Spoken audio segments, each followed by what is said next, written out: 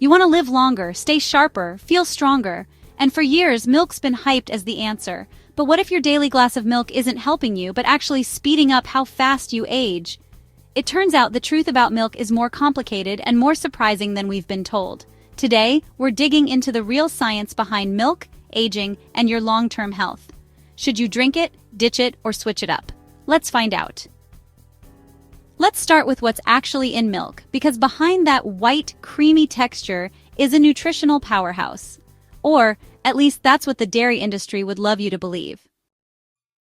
A single cup of cow's milk contains about 8 grams of high-quality protein, roughly 30% of your daily calcium needs, and a solid dose of potassium, phosphorus, and vitamin B12. If it's fortified, which most milk is these days, you'll also get vitamin D, which helps your body absorb that calcium and supports immune health. So far, so good, right? Well, here's where it gets interesting. These nutrients aren't just for growing strong bones. They play a role in muscle repair, nerve function, cellular health, and even hormone regulation.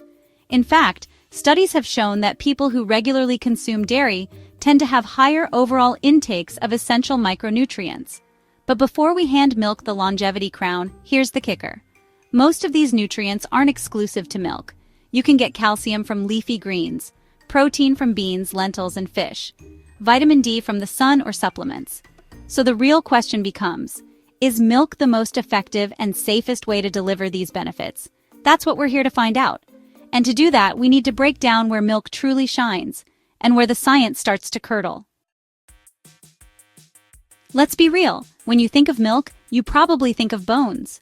Milk builds strong bones has been drilled into us since childhood. But how much of that is fact? And how much is just really clever advertising? There's truth in the idea. Milk is rich in calcium and vitamin D, both crucial for bone development and maintenance. Calcium is the mineral bones are made of.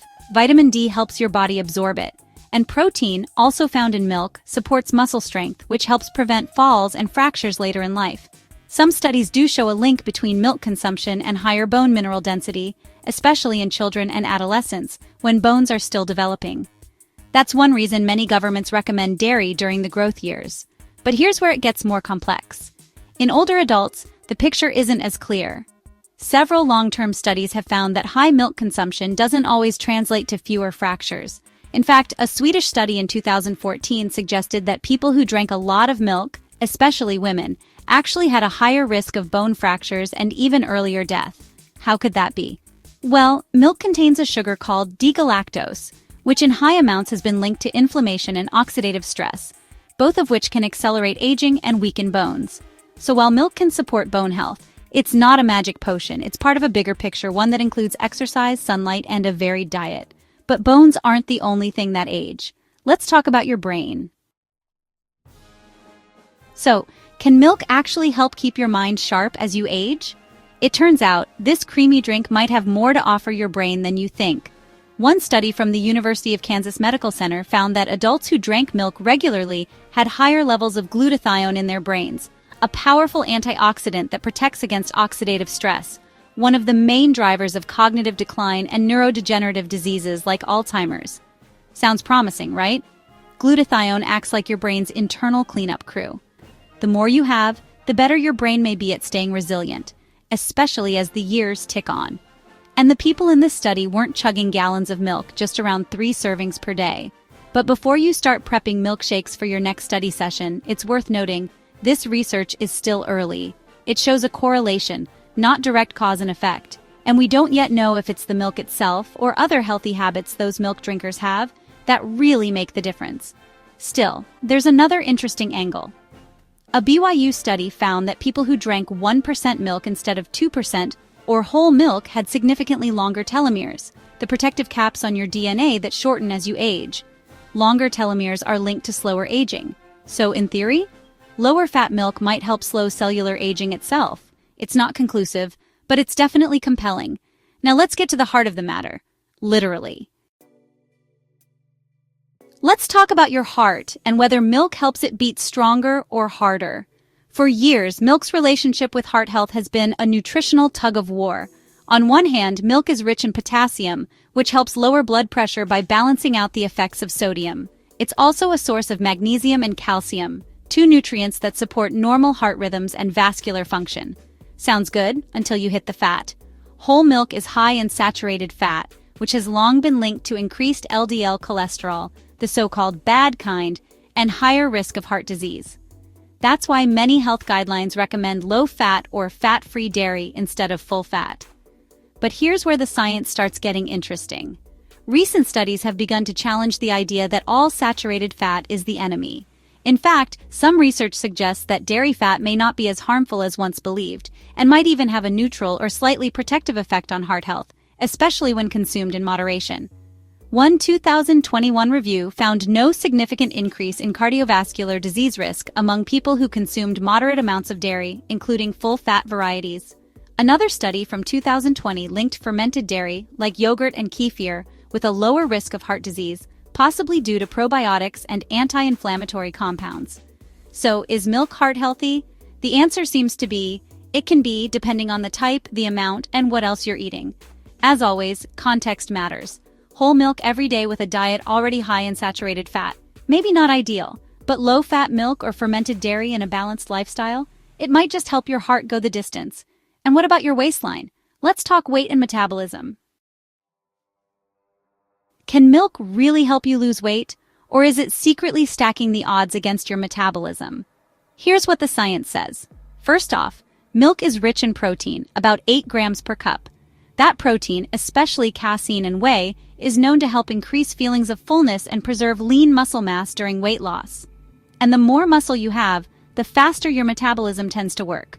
Sounds like a win, right? Well, studies do show a link between dairy consumption and slightly improved weight loss outcomes, especially when it's part of a calorie-controlled diet.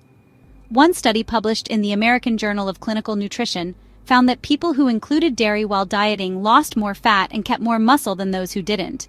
But, and this is a big but, not all milk is created equal. Flavored milks, often packed with sugar, whole milk, higher in calories and saturated fat, which can backfire if you're not watching portions. So while milk can support weight management, it depends on what kind you're drinking and how it fits into your bigger lifestyle. Now, what about metabolism and diabetes? Some evidence suggests that regular dairy consumption, especially low-fat or fermented dairy, may help improve insulin sensitivity and reduce the risk of type 2 diabetes. Researchers think it's a mix of calcium, vitamin D, and certain bioactive peptides in milk that could be driving these benefits. So is milk a weight loss miracle? Not exactly. But in the right context, with the right type, it could help keep your metabolism humming along. But let's not ignore the flip side, the risks. Okay, we've talked benefits, but now it's time to face the less creamy side of the story. Milk has its fair share of controversies, and for good reason. Let's start with one of the biggest, lactose intolerance.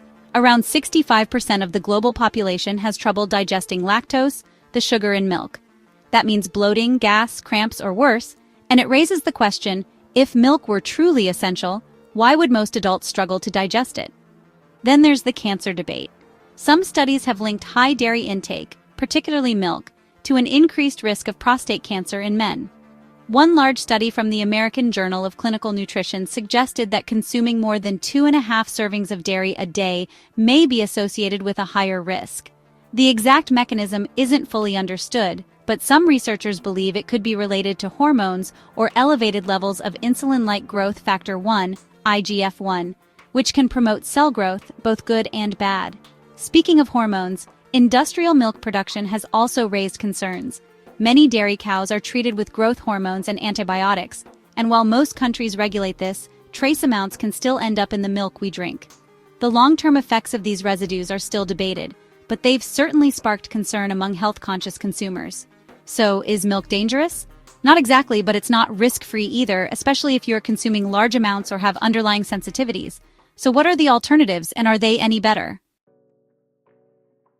So, maybe you're lactose intolerant. Maybe you're cutting back on animal products. Or maybe you're just curious, are plant-based milks actually healthier than cow's milk? The short answer? It depends on what you're looking for. Let's break it down. Soy milk is the closest to cow's milk nutritionally. It has nearly the same amount of protein, around 7 grams per cup, and is often fortified with calcium and vitamin D.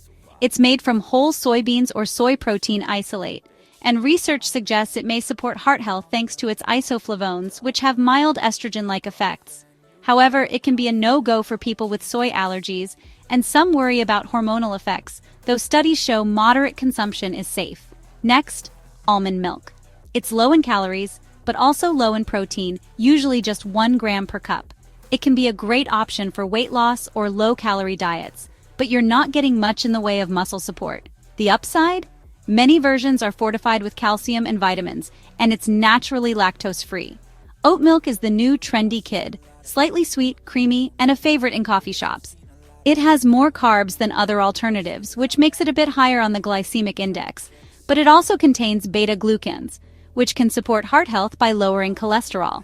There's also coconut milk, rice milk, hemp, and pea protein milk, each with its own pros and cons. Coconut milk is ultra-creamy, but has almost no protein. Rice milk is allergen-friendly, but high in carbs. Pea milk is surprisingly high in protein and often fortified, and it's great for the environment. But here's the catch with all plant-based milks, they're not created equal. Some are packed with added sugars, oils, and thickeners. Some aren't fortified at all, meaning you're missing out on key nutrients like calcium and vitamin D unless you get them elsewhere. So, should you switch? If you're lactose intolerant, have ethical concerns, or prefer a lower-calorie option, plant-based milks are a solid choice. But for protein and naturally occurring nutrients, cow's milk still holds its own. So, what's the final verdict? Let's wrap it all up. So, can milk actually boost your health? The answer isn't black and white, much like milk itself. Milk offers genuine benefits: high-quality protein, essential minerals like calcium and potassium, and it may even support brain and bone health as we age.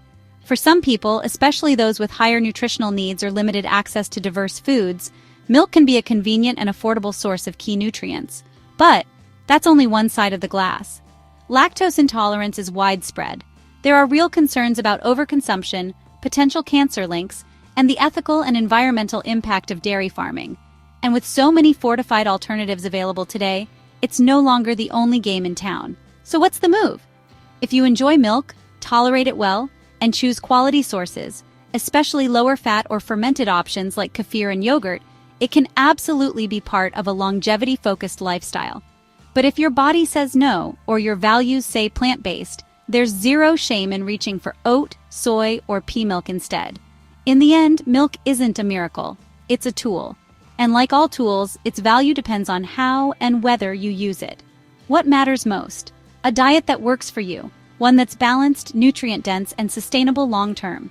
So next time you reach for that glass, just ask yourself, is this helping me feel better, live longer, and thrive? If the answer is yes, then milk might just be doing your body good after all.